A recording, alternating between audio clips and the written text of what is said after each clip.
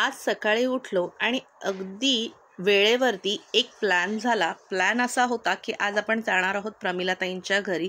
अगदी unplanned trip होती, पण दिवसभरात इतकी मजा आली. तर चला या मजेचे तुम्ही देखील सहभागी व्हा. आज दिवसभरात आम्ही काय काय मजा केली तुमच्यासोबत शेअर करते, तर व्हिडिओ एंडपर्यंत नक्की पहा फ्रेंड्स.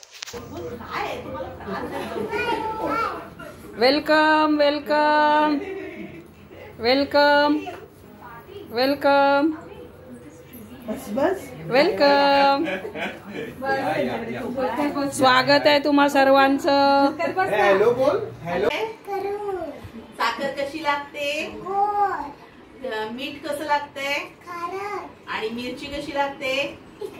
चिंच कशी लागते? काय आहे श्वेता? हे तो काय खातोय?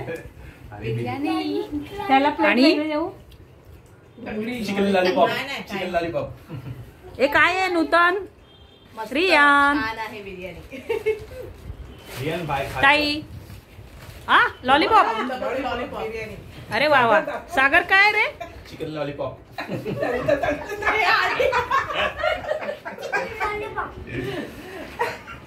काय मिताली काय करते? बिर्याणी भारत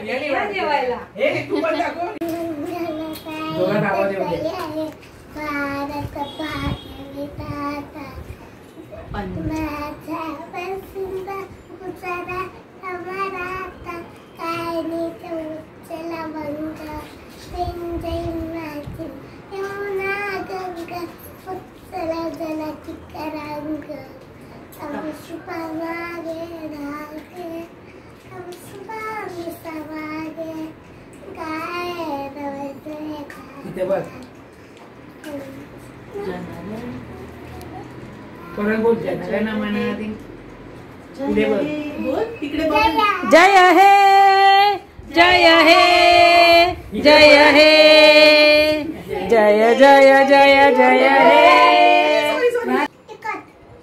चिकन चिकन कसं होतं? लॉलीपॉप कसं होतं? स्वादिष्ट स्वादिष्ट.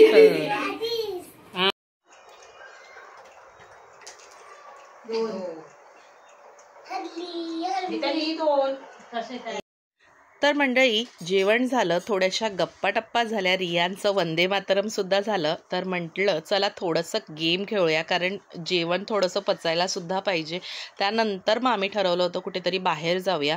त्याआधी थोडंसं लुडो खेळलो. इतकी मजा आली की शब्दाने व्यक्त करू शकत नाही. तर मंडळी प्रमिलाताईंची ओळख करून देते. प्रमिलाताई आमच्या सागरच्या रेस्कोसमधल्या काही फ्रेंड्स आहेत, पण इतक्या प्रेमळ आणि इतक्या मनमिळावू आहेत ना की त्यांच्या घरी आम्ही पहिल्यांदा गेलो होतो, पण असं वाटलंच नाही की आम्ही पहिल्यांदा आलो आहोत. इतक्या प्रेमळ आहेत ना की मी शब्दात सांगू शकत नाही की इतका माणूस इतकं प्रेमळ असू शकतं. इतक्या छान आहेत त्या.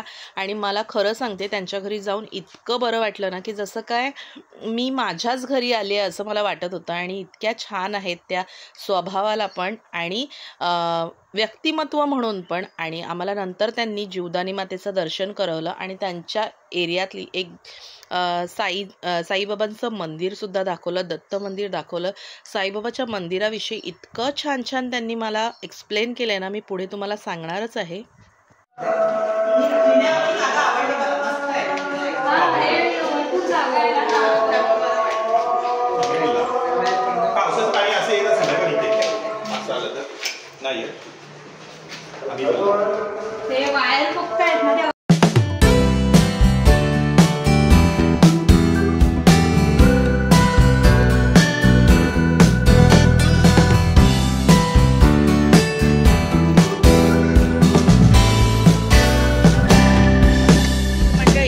प्रमिलाताईंच्या घराच्या अगदी मागेच एक मस्त असं दत्त मंदिर आहे.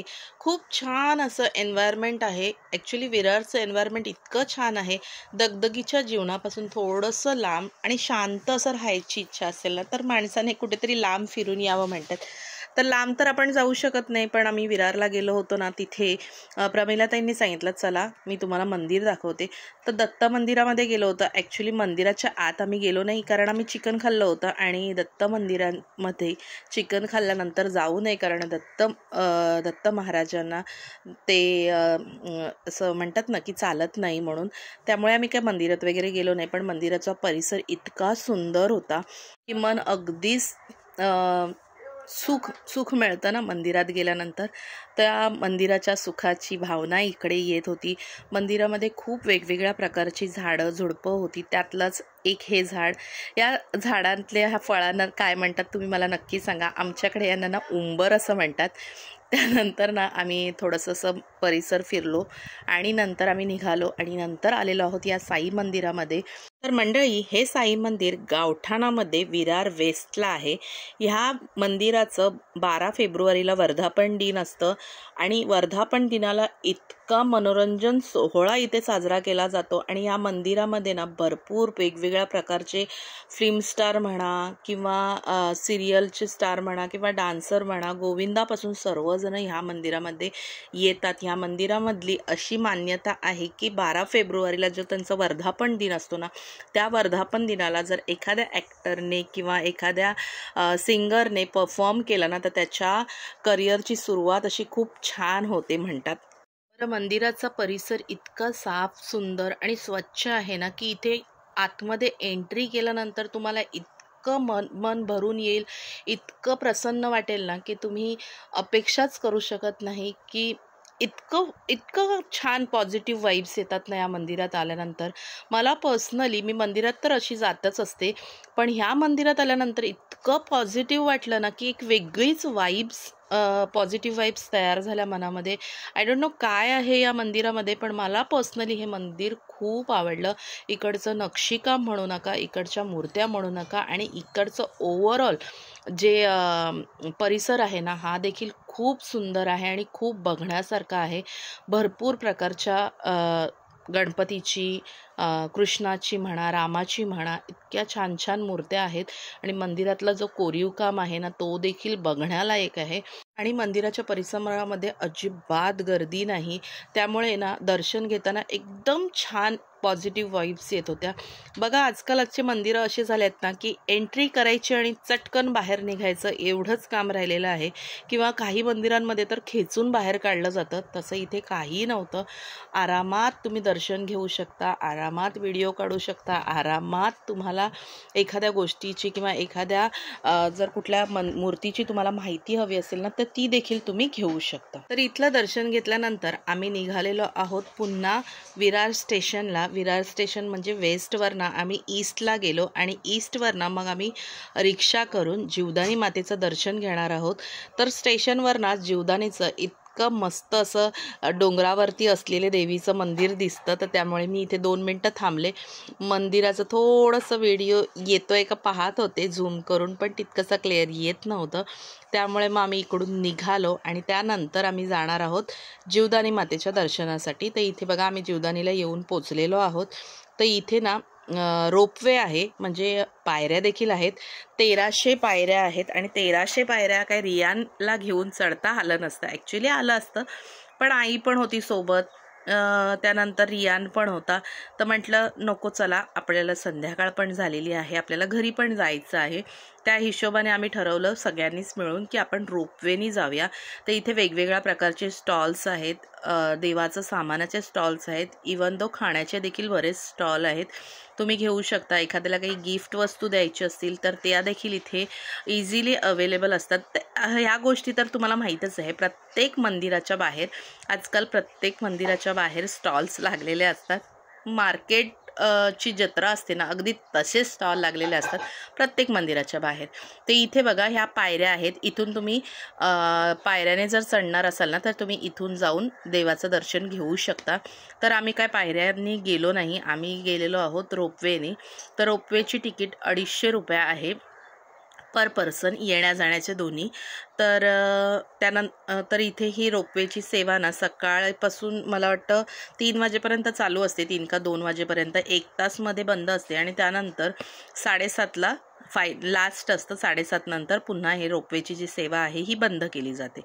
तर इथे आम्ही सर्वजण बसलेलो होतो. तर प्रमिलाताईंनाच सांगितलं होतं थोडंसं व्हिडिओ काढायला, त्यांनीच हा व्हिडिओ काढलेला आहे. तर कसा वाटला व्हिडिओ तुम्ही मला कमेंट करून सांगायला विसरू नका. बरं, जीवदानीच्या मंदिरामध्ये वरती गेल्यानंतर मातेचं दर्शन काय तुम्हाला करू शकणार नाही कारण व्हिडिओ अलाव नव्हते. त्याआधी मी तुम्हाला एक छान व्यक्तिमत्व दाखवते. ते या गौरी सावंत ताई. या गौरी सावंत ताई इतक्या बोलायला छान आहेत ना की मला खरंच वाटलं नव्हतं की माणूस इतका चांगला असू शकतो. खरंच खूप छान आहेत या बोलायला. जर तुम्हाला माहीत नसेल तर मी सांगते, टाली पिक्चरमध्ये जे सुष्मिता सेननी कॅरेक्टर फॉलो केलं होतं ना, त्या ह्या गौरी सावंत ताई. त्यानंतर इथे बघा मी लांबून थोडी टिप घेतलेली आहे जीवदानी मातेची. त्यानंतर आम्ही गेलेलो आहोत वरती, अगदी टेरेसवरती. तिथून ना इथे हा रोपवे जो आहे इतका सुंदर दिसतो आणि पूर्ण विरार सिटीसुद्धा मस्त दिसते. वरती लहान मुलांना बघण्यासाठी खूप मनोरंजक असे पक्षी ठेवलेले आहेत, वेगवेगळ्या कलरचे, वेगवेगळ्या आकाराचे, मोठे मोठे आहेत आणि छान दिसतात. तर वरती मस्त असं थंड वातावरण आहे आणि अगदी सेल्फी पॉईंटसुद्धा ह्यांनी बनवलेला आहे, इतकं मस्त. पण आम्हाला वरती यायला थोडा उशीर झालेला आहे, रात्र झाली होती, त्यामुळे इतकं खास काही दिसलं नाही, फक्त निळभ्र आकाश दिसत होतं. आणि इथे मी घेतलेलं आहे, इथे छोटे छोटे देवांचे फोटो ठेवले होते, त्यांचं दर्शन घेतलं आणि त्यानंतर आम्ही निघालेलो आहोत परतीच्या प्रवासाकडे. तर फ्रेंड्स, तुम्हाला व्हिडिओ कसा वाटला मला नक्की कमेंट करून सांगा. दिलेली माहिती आवडली का हे देखील मला कमेंट करून सांगा. आणि फ्रेंड्स, व्हिडिओ आवडत असेल तर व्हिडिओला एक लाईक करायला विसरू नका. सोबतच आपल्या चॅनलवर जर नवीन असाल तर चॅनलला देखील सबस्क्राईब करा. तर चला फ्रेंड्स, भेटूया अशा छान छान व्हिडिओसहित. तोपर्यंत मस्त खा आणि स्वस्त रहा फ्रेंड्स. Bye friends.